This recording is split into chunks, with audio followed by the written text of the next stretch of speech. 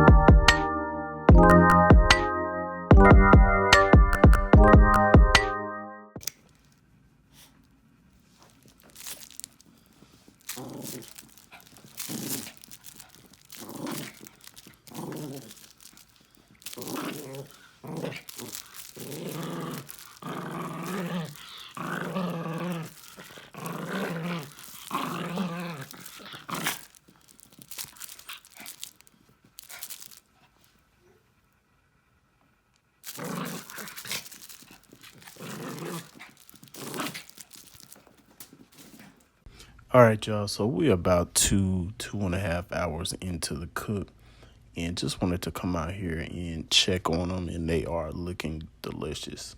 Also wanted to show you guys this sauce I got from Wegmans. It's the Kansas City style sauce. Fire.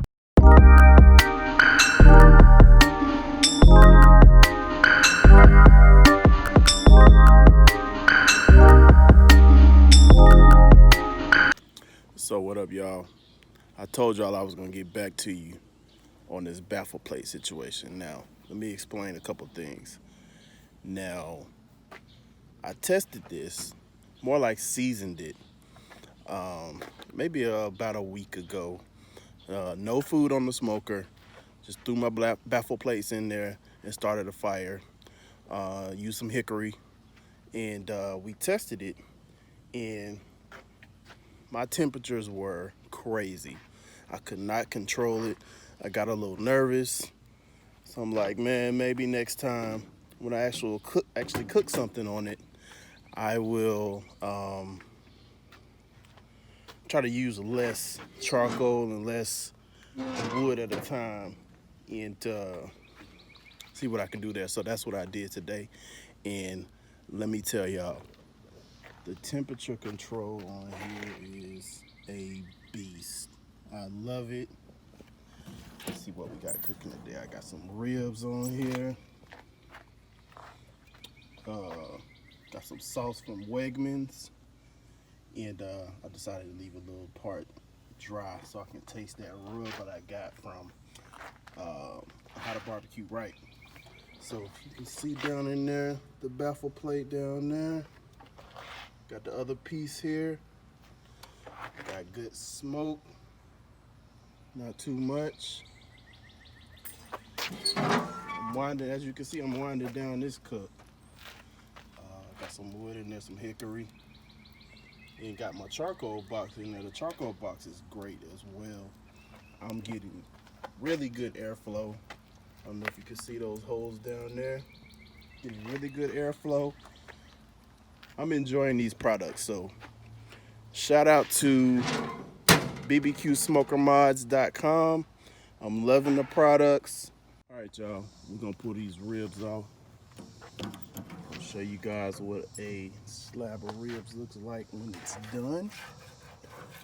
It should bend, but not break. Look at that. This thing's gonna be good, y'all. Check it out. I left a little part unsauced because I wanted to taste this rub. And these things gonna be good.